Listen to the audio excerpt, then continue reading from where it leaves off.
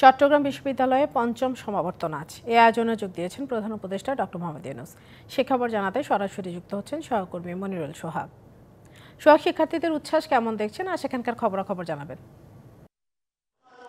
সাথে আপনি জানেন যে আসলে দীর্ঘ প্রায় ৯ বছর পরে এই সমাবর্তন, এবং এই ৯ বছর ধরে কিন্তু এর মধ্যে যারা তাদের পড়াশোনা পাঠ চুকিয়েছেন এবং বিশ্ববিদ্যালয়ের পরিবার যারা রয়েছে তারা সবাই কিন্তু আজকের দিনের অপেক্ষায় ছিলেন, অর্থাৎ একটি সমাবর্তন। এবং এর সাথে আসলে বাড়তি পাওয়া যুক্ত হয়েছে প্রধান উপদেষ্টা নোবেলজয়ী ডক্টর মোহাম্মদ ইউনূস। তাকে পেয়ে কিন্তু শিক্ষার্থী এবং বিশ্ববিদ্যালয়ের পরিবার যারা রয়েছেন তারা আসলে উৎফুল্ল এবং আবেগ আপ্লুত হয়েছে। অর্থাৎ এই বিশ্ববরেণ্য ব্যক্তিত্ব আসলে এই সমাবর্তনের প্রধান বক্তা এবং প্রধান অতিথি হিসেবে তার বক্তব্যে শিক্ষার্থীদের প্রতি এবং যারা সনদ দিচ্ছেন তাদের প্রতি কি দিক নির্দেশনামূলক বক্তব্য দেন সেটির জন্য আসলে তারা অপেক্ষা করছেন। এবং সেই সময় কিন্তু আর কিছুক্ষণ পরেই তার বক্তব্য বা সমাবর্তন বক্তা হিসেবে তার যে ভাষণ সেটি আসলে শুরু হবে। নিশ্চয়ই তখন আমরা দর্শকদের সেটি জানাবো। এবং এই সমাবর্তন উপলক্ষে আমরা সকাল থেকে দেখেছি যে ক্যাম্পাস এক অন্যরকম সাজে সজ্জিত হয়েছে, এবং পাশাপাশি আইনশৃঙ্খলা রক্ষাকারী বাহিনীর সদস্য এবং বিশ্ববিদ্যালয় প্রশাসন মিলে সর্বোচ্চ নিরাপত্তা ব্যবস্থা নেওয়া, সার্বিক ব্যবস্থাপনা, এই বিষয়গুলো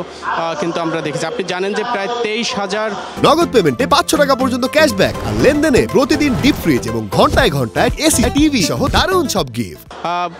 শিক্ষার্থী যারা সাবেক এখানকার তাদেরকে সনদ দেওয়া হবে এই সমাবর্তনের মাধ্যমে, যেটি বলা হয় যে দেশের ইতিহাসে সবচেয়ে বড় সমাবর্তন এই চট্টগ্রাম বিশ্ববিদ্যালয়ের পঞ্চম সমাবর্তন, যেটি আজকে অনুষ্ঠিত হচ্ছে। এবং ডক্টর মোহাম্মদ ইউনূসকে ডিলিট ডিগ্রি প্রদান করা হবে বিশ্ববিদ্যালয়ের পক্ষ থেকে। পাশাপাশি পিএইচডি এবং অন্যান্য যে সকল গবেষক রয়েছেন তাদেরকেও কিন্তু যে সনদ প্রদানের বিষয় সেটি কিন্তু এখানে রয়েছে। তো সব মিলিয়ে আসলে আমরা এই সমাবর্তন স্থলে রয়েছি। ইতিমধ্যেই সমাবর্তনের আনুষ্ঠানিক উদ্বোধন সেটি হয়েছে। নিশ্চয়ই কিছুক্ষণ পরে প্রধান উপদেষ্টা ডক্টর মোহাম্মদ ইউনূস তার ভাষণ যখন শুরু করবেন তখন ডিবিসি নিউজের দর্শকদের জন্য সেটি আমরা তুলে ধরব। তো এই ছিল সমাবর্তন স্থলের এই মুহূর্তের খবর।